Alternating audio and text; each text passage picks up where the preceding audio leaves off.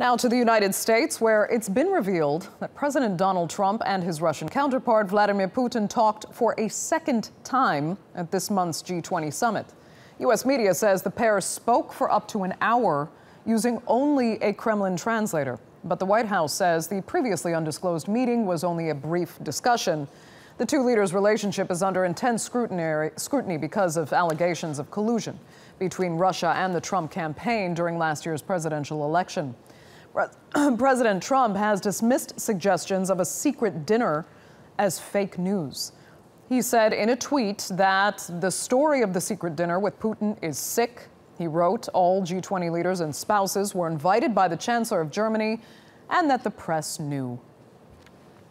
Well, Scott Lucas is a professor of international relations at Birmingham University in the UK. He joins us now live from Birmingham. Hi, Scott.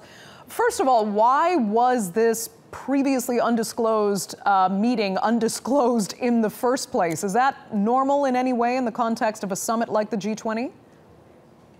Nothing about this was normal.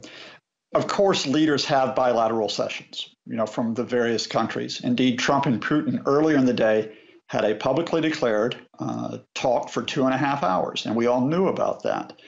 But for the U.S. president to get up suddenly in the middle of the banquet without any preparation, walk over to Mr. Putin and say, let's go talk. And then they disappear for an hour with the only other person in the room, Putin's translator. No other American there to, translate for Trump to make sure the conversation's going okay. That is extremely unusual. So we have it from sources from other countries who say that the other leaders of the G20 were baffled, amazed, and concerned that this has occurred. And speak more to the presence of only a Kremlin translator. What else does that imply? Well, when you try to get control of a conversation, the optimal position that you're in is that the person you're talking to has no one else with him, that he has no other advisor, that he has no other official, for two reasons. One, that there is no way that anyone else on the American side can know what's going on to get a true idea of what's happening. And two, it makes it easier, if you're trying, to manipulate the other person, to try to steer them into disclosures that might be useful intelligence, or to try to agree with your line. Now, I'll just happen to mention that it is part of the trade practice of Soviet intelligence and Russian intelligence to get individuals on their own, that's the optimal meeting location, and it just so happens, I'll just mention this, that Vladimir Putin is a former KGB officer. Well, now, ultimately, do you expect this revelation to kind of disappear into the background now, or will it actually build momentum in the investigation into Russian collusion with the Trump campaign?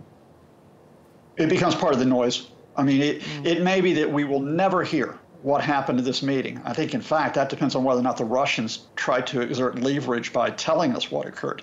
But even if we don't know, the fact that this comes out at the same time that we're getting further details of the June 2016 meeting, the first discussion of a possible collusion between Trump's highest level advisors and Kremlin-linked envoys, that raises the question as to whether this is really an ongoing process. And we've had the specific revelation about that June 2016 meeting that one of the Russians at the meeting had been investigated by the Americans for money laundering. Why is that important? Because the FBI and the special counsel are considering whether the Russians put money into Donald Trump's campaign last year. Okay. Scott Lucas, unfortunately, we're going to have to leave it there. Thanks so much for joining us, as always, from Birmingham.